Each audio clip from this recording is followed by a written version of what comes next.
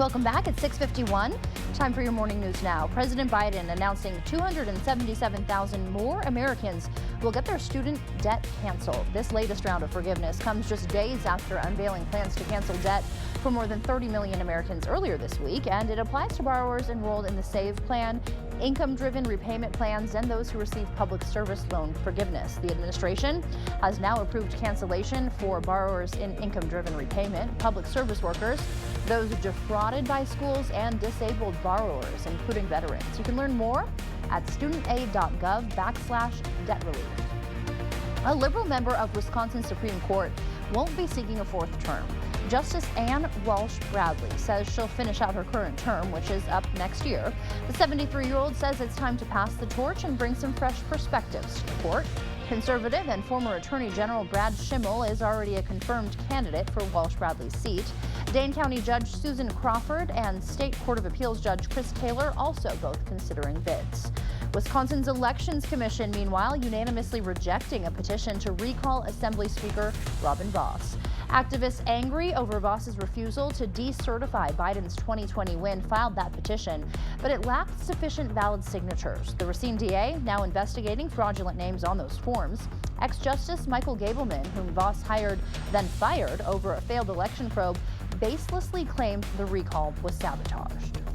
When they instigated this recall on January 10th, the person who did so listed Assembly District 63.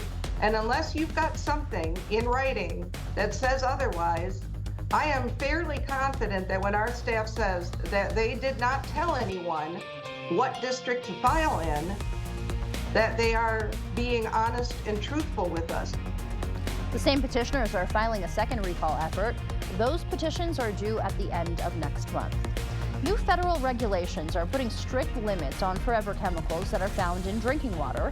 The EPA says they will save thousands of lives. The new federal regulations require public water systems to test for 6 different kinds of PFAS. The new regulations move the PFAS contamination standard down to just 4 parts per trillion. That's the equivalent of 4 drops of water in 20 Olympic-sized swimming pools.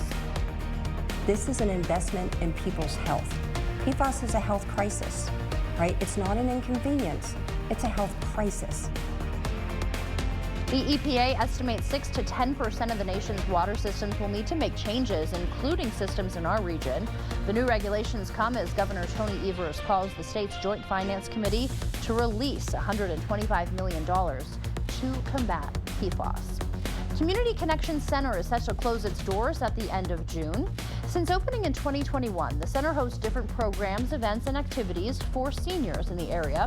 But the La Crosse City Council decided not to renew the lease. The community recreational manager says the new location will allow them to add even more programs. We do love the space here. It's a good program space and we've been able to add a lot of programs. But on the flip side, we were also really excited to kind of piece that puzzle together and still have those programs and then just have different locations for them. The programs will move either to the Black River Beach Neighborhood Center or the Southside Neighborhood Center starting next month. Temperatures this Friday morning starting in the 40s. It's still going to be breezy today, but dry with plenty of sun, just a few fair weather clouds mixed in. Northwesterly winds 10 to 20, gusting to 30 with highs in the Cross right around 60 degrees. Warmer for the weekend, low to mid 70s. Still warm to start next week on Monday. Tracking some thunderstorm chances Monday night and into Tuesday. Windy on Tuesday as well. And then breezy and turning cooler later next week.